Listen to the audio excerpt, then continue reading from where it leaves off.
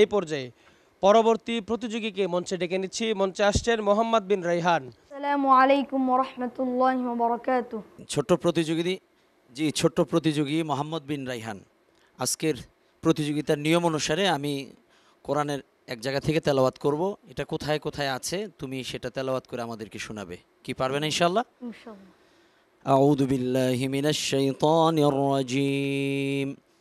বিসমিল্লাহির রহমানির রহিম।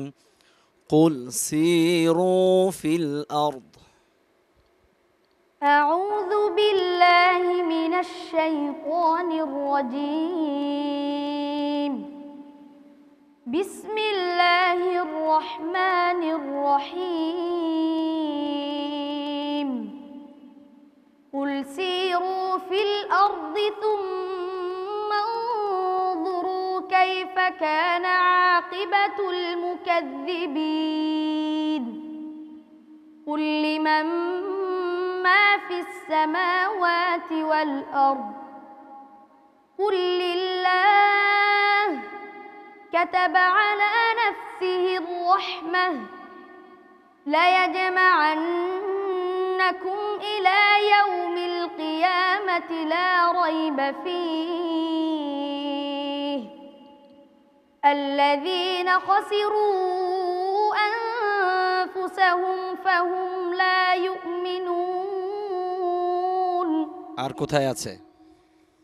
قل سيروا في الأرض فانظروا كيف كان عاقبة المجرمين ولا تحزن عليهم ولا تكن في ضيق مما يمكرون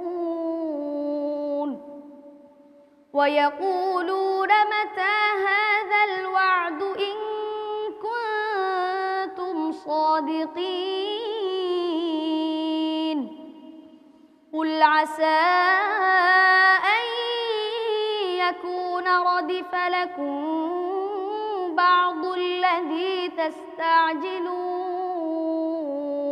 حسبك صدق الله العظيم। মাশাআল্লাহ।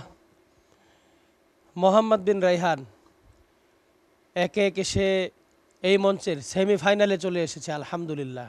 দর্শক শ্রোতা যারা এই মুহূর্তে আমাদের সাথে এই অনুষ্ঠান দেখছেন, আমার মনে হয় প্রত্যেকের অন্তরে এই আকাঙ্ক্ষা থাকা প্রয়োজন যে আমার ছেলেটা যদি মোহাম্মদ বিন রায়হানের মতো হাফেজ হয়, আমি যদি ওর মতো একজন হাফেজের বাবা হতে পারি, তাহলে আমার জীবনটা ধন্য। যেহেতু আল্লাহ সুবহানাহু ওয়া তাআলা হাশরের ময়দানে হাফেজদেরকে সুপারিশের ক্ষমতা দিবেন, তো আমার ছেলে যদি হাফেজ হয় আর কোনো কারণে না কোনো কারণে যদি আল্লাহ আমাকে জান্নাত নাও দেন, আমি হয়তো বা সন্তানের উসিলায় আমি জান্নাতে যেতে পারবো, জান্নাতে যাওয়ার একটা উসিলা হয়ে যাবে। প্রতিটা বাবা মায়ের মনের মধ্যে এই আকাঙ্ক্ষা তৈরি হোক এ রমাদানুল মোবারকে।